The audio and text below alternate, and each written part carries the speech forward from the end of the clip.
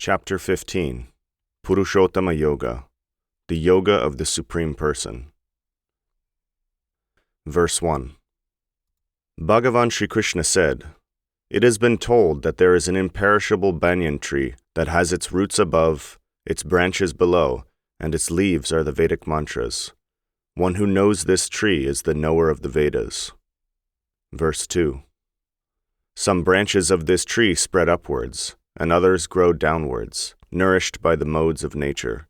The twigs on the tree are the sense objects, and the roots that extend downwards reach the human plane and are the cause of the binding activities of human society. Verses 3 and 4. The form of this tree cannot be perceived in this world. Indeed, none can fully comprehend where the tree begins, where it ends, or where its foundation lies. One must cut down this strong-rooted banyan tree with the weapon of detachment and search out that place from which, once having gone, one never returns. One must take shelter of the Supreme Person, from whom all things have originated from time immemorial. Anuvrtti. Herein the material world is compared to a great banyan tree, whose roots are above and branches below, and whose leaves are the Vedic hymns, etc. This is an analogy of the material world as a reflection of reality, whose origin, foundation, and end are fully indiscernible to conditioned living beings in the grasp of material illusion. One must cut through this illusion with the weapon of detachment and search out knowledge of the supreme abode of Krishna. The Taittiriya Aranyaka says the following: Urdhva moolam avakchakam vriksham yo veda samprati nasajatu janashraddadhyat mrityurma marayaditihi. Translation.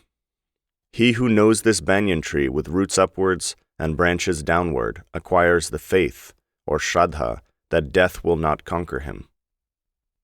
Verse 5. Free from pride, illusion, and bad association, dedicated to spiritual pursuits, forsaking lust, unburdened by the dualities of happiness and distress, such wise persons attain the eternal realm. Verse 6. My supreme abode is not illumined by sun, moon, or fire. Once attaining that abode, one never returns. Verse 7. The living beings of this world are my eternal particles. These living beings struggle with the five senses and the mind, which is the sixth sense within. Verse 8. Whenever the individual being, the master of the body, accepts or gives up a material body, his senses and mind follow him to the next birth, just as the wind carries a fragrance from its source. Anuvrtti. Perfection in bhakti yoga, or Krishna consciousness, is not achieved without striving to be free from false pride and illusion. To achieve this, one should keep company with like-minded persons in pursuit of the absolute truth. In other words, one should give up bad association. Asat sangatyag e vaishnavachar, stri sangi eka sadhu Krishna bhaktaar. Translation. A Vaishnava, or bhakti yogi, should always avoid bad association. Those who are materially attached, who are addicted to illicit sex, and who are not interested in the cultivation of the absolute truth. From the Chaitanya Charitamrita, Madhya Lila.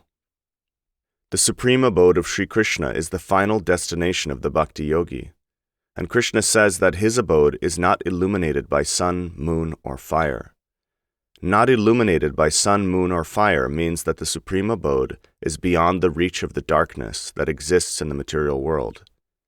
In the supreme abode of Krishna, known by great self-realized yogis as Goloka Vrindavan, everything is filled with the self-effulgence of Krishna.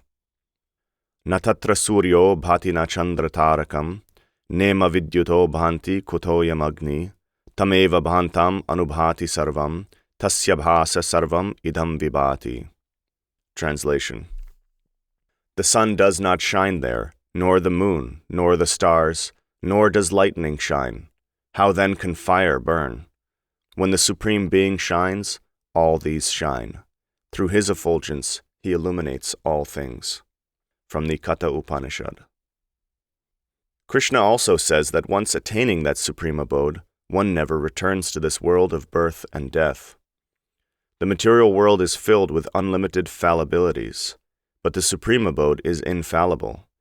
The fallibility of the material world includes envy, greed, lust, hate, vengefulness, etc. But these material qualities cannot enter the abode of Krishna. Some thinkers have postulated that the living beings in this material world have originally fallen from their eternal position in the Supreme Abode. Such persons are known as Phalvadis. According to the thinking of the Phalvadis, the Supreme Abode is fallible and subject to envy, dissatisfaction, greed, hate, and so on. The word fallible comes from the Latin word fallere, that means to deceive. In order to deceive, there must be ignorance, forgetfulness, and suspicion, etc. However, considering that no material qualities exist in the Supreme Abode, it is not possible for any liberated living being there to become contaminated by material qualities. Krishna says that once going to that abode, one never returns to the material world. Yad gatva na nivartante. Krishna does not say that going again to that Supreme Abode one never returns. Therefore, it is understood by Krishna's own words that no one falls from the Supreme Abode. All living beings in the spiritual and material worlds are eternally Krishna's parts and particles.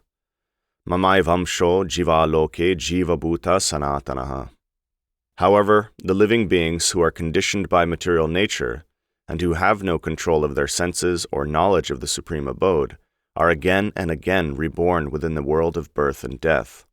At the time of death, they are carried away to their next body by material desires and the mind, just as a fragrance is carried by the wind.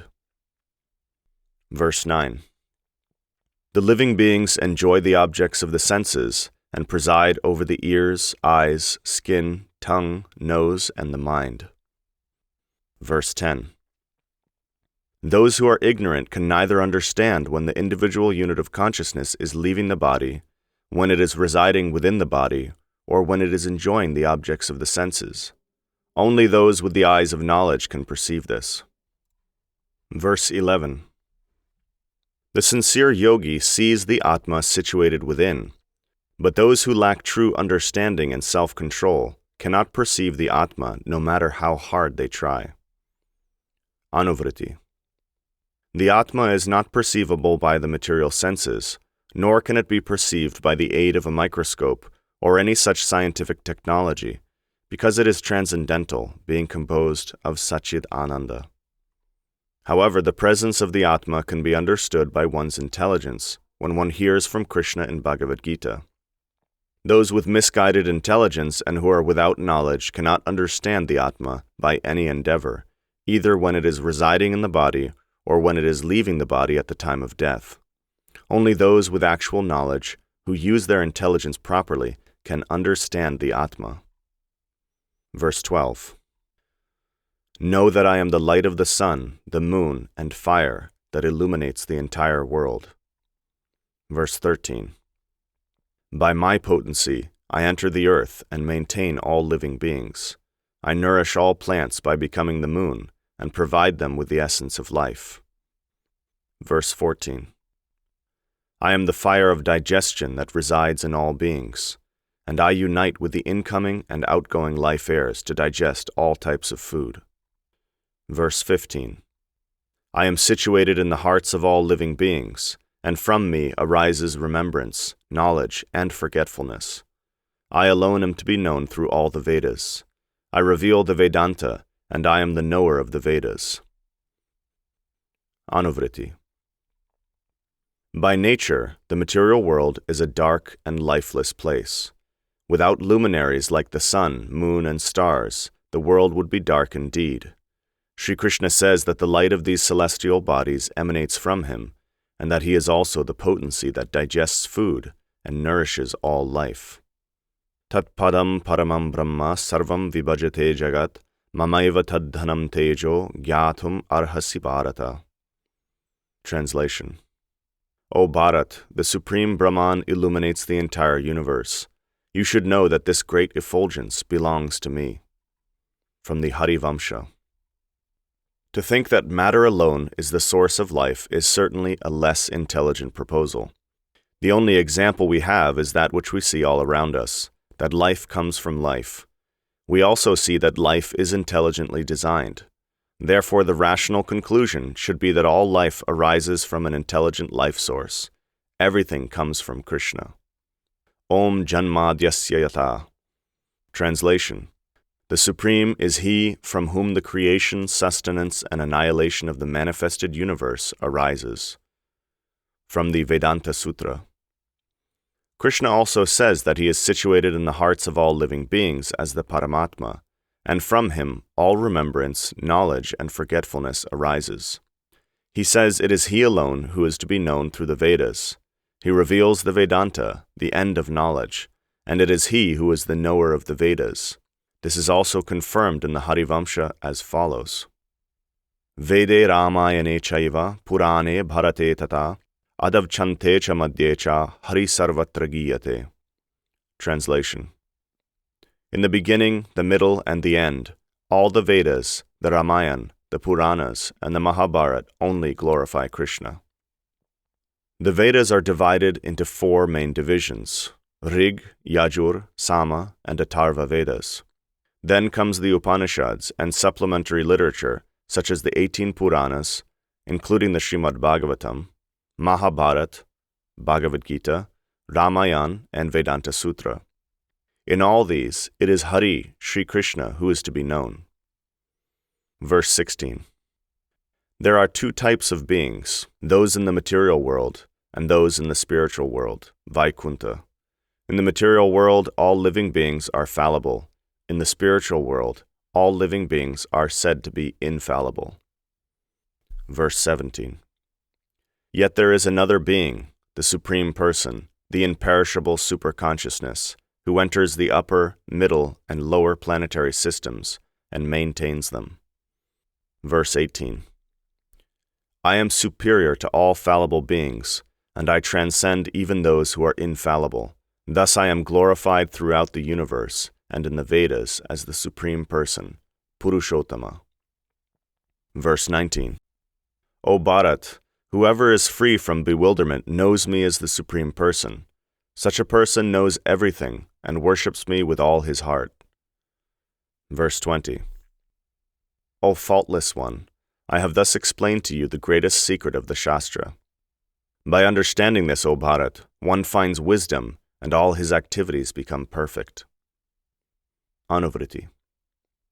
The fallible beings in this world are those under the 3 modes of material nature, and the infallible beings are those engaged in the pursuit of transcendental knowledge through the cultivation of Krishna consciousness.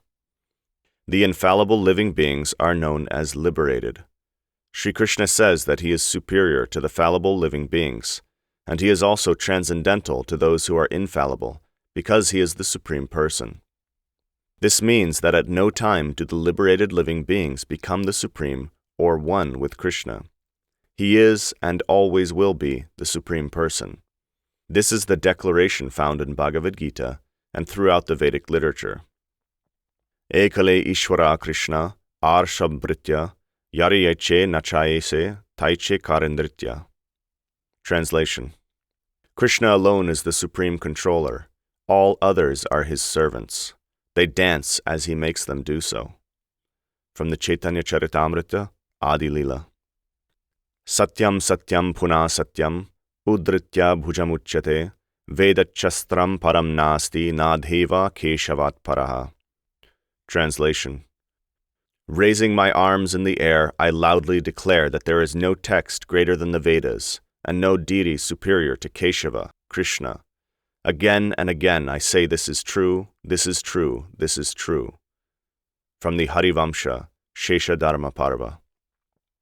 Perfection of life in the material world means the cultivation of social structure, dharma, economic development, artha, material enjoyment, kama, and salvation, moksha. History shows us that seldom ever does a civilization progress beyond social structure, economic development, and material enjoyment. Salvation is the 4th goal of life and is rarely sought by those absorbed in material consciousness. Such hedonistic societies are easily satisfied by the fulfillment of eating, sleeping, mating, and defending. Even more rare than salvation, however, is the 5th goal of life, prema bhakti, or Bhakti Yoga, the Yoga of Love. Aradyo Bhagavan Vrajesha Tanayas Tadhama Vrindavanam Ramya Kachidupasana Vrajavadu Vargena Yakalpita Srimad Bhagavatam Pramanam Amalam Prema Pumarto Mahan Shri Chaitanya Mahaprabhur Matamidam Tatradharo Naparaha. Translation.